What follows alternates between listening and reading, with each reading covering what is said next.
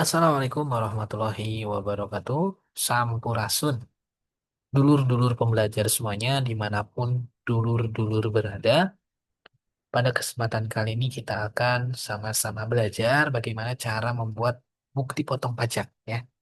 Dan lebih spesifik, kita akan belajar bareng-bareng bagaimana cara membuat bukti potong pajak unifikasi ya, atau BPPU, di mana bukti potong ini untuk dulur-dulur yang melakukan pemotongan pajak. PPh pasal 22, pasal 23, pasal 4 ayat 2. Dalam hal ini bisa apa? Dalam hal ini berarti pemberi kerja ya yang memotong ketika ada pembelian barang, pembelian jasa atau pembelian barang dan atau jasa yang bersifat final. Nah, biasanya ini dulur-dulur transaksi misalkan sebagai bendahara desa ya, atau sebagai desa gitu ya. Kemudian sebagai pemerintah daerah, pemerintah pusat bisa juga, atau badan yang di dalamnya ada pemotongan PPh pasal 22, 23 atau 4 ayat 2, atau dikenal dengan istilah unifikasi atau BPPU. Nah, bagaimana cara membuatnya? Kita akan sama-sama belajar, tapi sebelumnya jangan lupa untuk like, comment, share, dan juga subscribe channel Dulur Pembelajar untuk mendukung kelangsungan channel dari Dulur Pembelajar. Nah, caranya sangat mudah ya. Jadi silahkan dulur-dulur login ke cortexdjp.pajak.go.id. Kemudian masukkan nick dari PIC. Jadi ini harus sudah melakukan aktivasi Cortex ya. Baik itu sebagai PIC ataupun sebagai badannya. Ya, yang paling wajib adalah sebagai PIC-nya, sebagai diri sendirinya yang sudah jadi PIC dari badan. Baik itu sebagai PIC dari desa, kemudian dari dinas-dinas atau bendahara pemerintah daerah gitu ya, pemerintah pusat, badan swasta, termasuk sekolah-sekolah PAUD gitu ya, atau TK atau sekolah-sekolah swasta, pokoknya yang akan melakukan pemotongan PPh 22, 23 atau 4 ayat 2 yang sering terjadi gitu ya. Nah, jadi silakan login dulu ya, masukkan nick, kata sandi dan kode keamanan, kemudian klik login. Nah, setelah dulur-dulur bisa login, nah, nanti akan muncul tampilan seperti ini ya. Nah, dashboardnya. Nah, kemudian di sini rule-nya, nah tadi kenapa saya bilang PIC, jadi sekarang akses yang sudah dijadikan PIC, dia bisa mengakses sebagai diri sendiri dan sebagai badan. Nah, misal dulur-dulur sebagai bendahara desa, ini diklik dulu rule aksesnya nih. Nah, setelah diklik scroll ke bawah, nanti akan muncul desanya ya. Jadi istilahnya itu impersonate ya. Impersonate ya. Jadi silahkan di impersonate sebagai desa. Jadi nanti akan ada tulisan Anda bertindak sebagai desa. Ya, termasuk misalkan dulur-dulur sebagai bendahara dinas pendidikan misalnya. Nanti di scroll ke bawah ada tulisan dinas pendidikan. Atau PAUD, nanti di scroll ke bawah ada PAUD ya. Pastikan ada tulisan you are impersonate sebagai badannya gitu ya. Nah, kalau sudah impersonate, nanti silakan dulu-dulu klik ebupot, kemudian klik BPPU ya. Saya ulangi, klik ebupot, kemudian klik BPPU karena kita akan mau praktek pemotongan PPh pasal 22 atau 23 atau 4 ayat 2 ya, yang sering banget terjadi. Nah, kalau sudah diklik ebupot dan diklik BPPU, nanti akan muncul tampilan seperti ini. Nah, muncul ya tampilan seperti ini. Kemudian ada dua pilihan sebenarnya ya. Kalau banyak, dulur-dulur bisa import data. Ini diklik ya. Nanti akan ada pilihan nge-import data XML. Nah, formatnya ada di website pajak.go.id. Kemudian nanti ada file Excel, tulis di Excel, nanti di save as XML. Itu kalau mau diimport data. Ya, nanti mudah-mudahan di video yang lain kita bisa praktek ya untuk import data. Nah, tapi di video ini kita akan membahas bagaimana cara membuat satu persatu si bukti potongnya. Nah, caranya gampang kalau membuat satu persatu. Itu silakan klik create atau buat buat BPU yang ini ya. Nah, setelah diklik, nanti akan muncul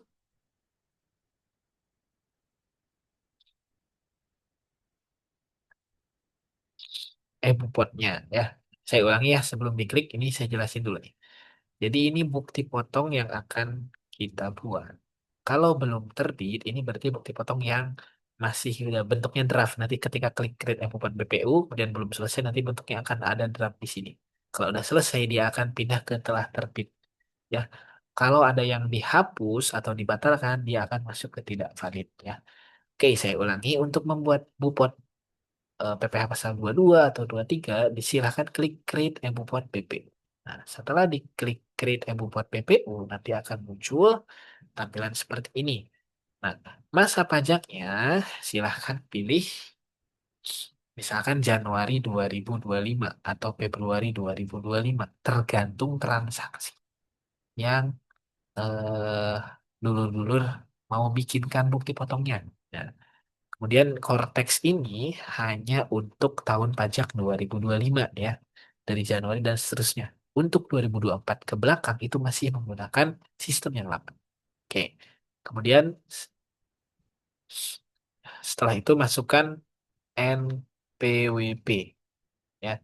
Silahkan masukkan NPWP-nya si rekanan ya. Kalau orang pribadi silahkan masukkan NIK.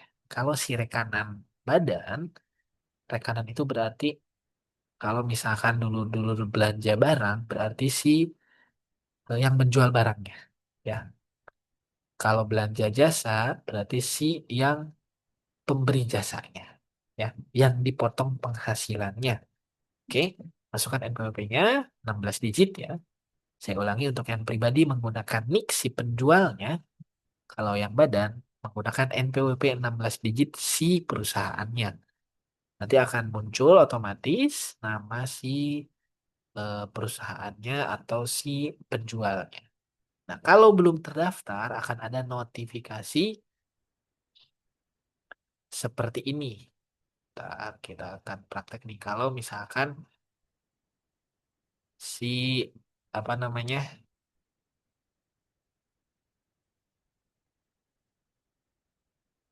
si penerima penghasilannya belum terdaftar, dia akan muncul seperti ini.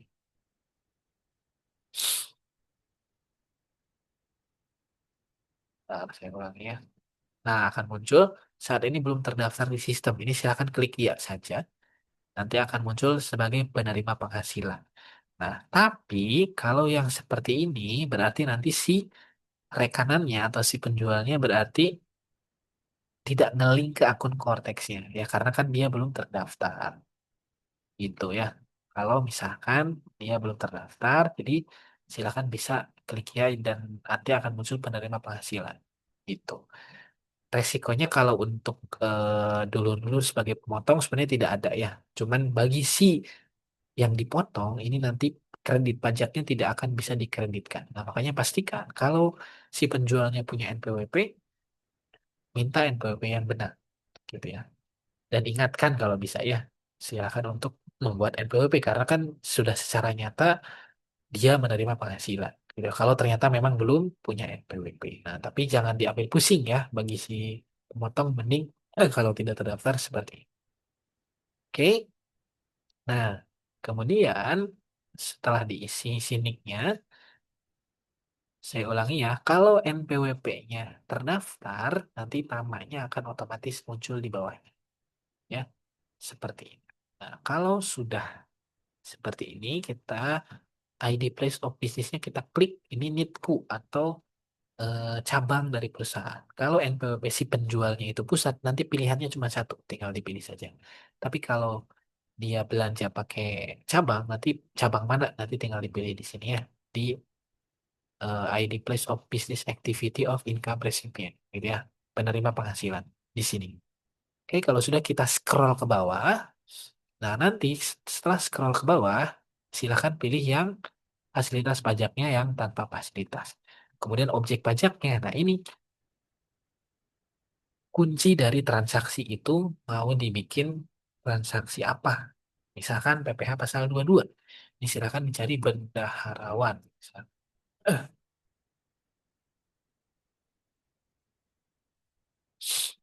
Dulu, misalkan bendaharawan. Pemungutan oleh bendaharawan. Nah, nanti akan muncul pajaknya PPh pasal 22, nilainya 1,5%. Nah, ini tinggal kita masukkan belanja barangnya berapa. Misalkan 10 juta tadi.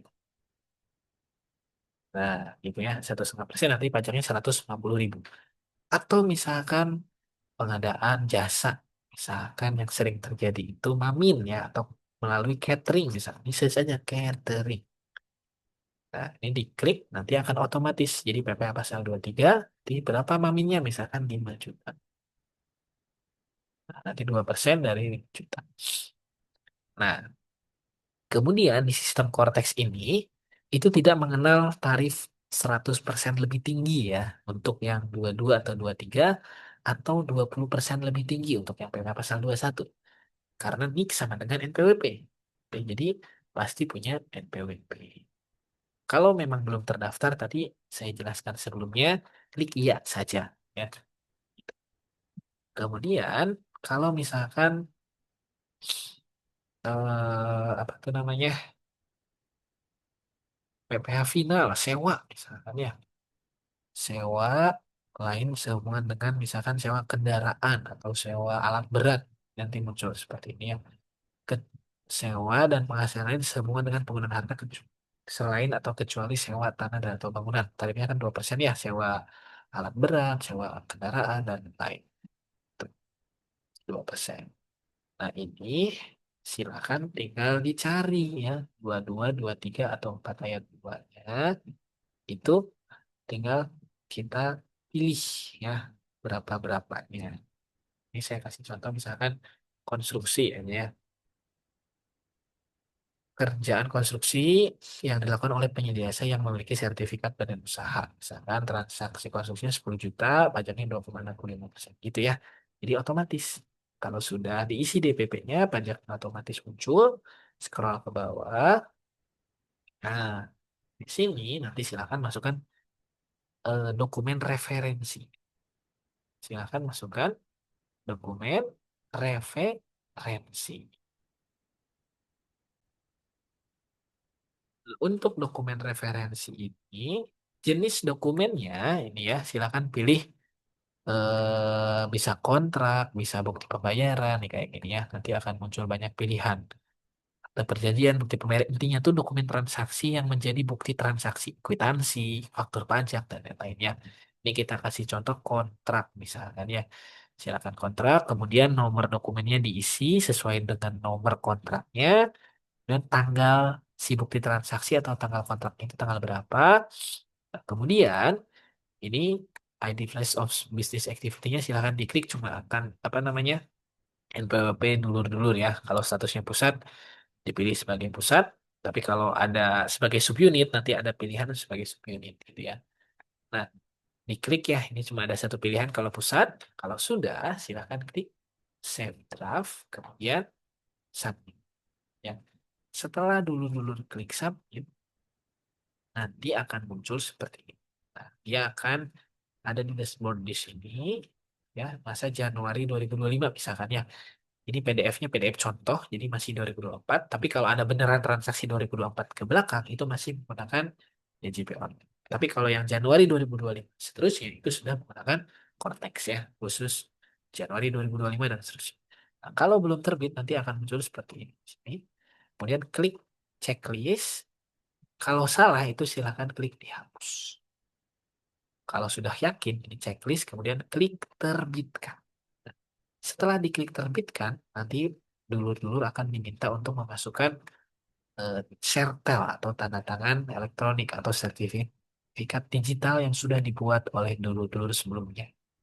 Silakan masukkan kata sandinya, kemudian klik konfirmasi tanda tangan. Setelah klik konfirmasi tanda tangan, nanti si bukti potong akan pindah ke telah terbit ya.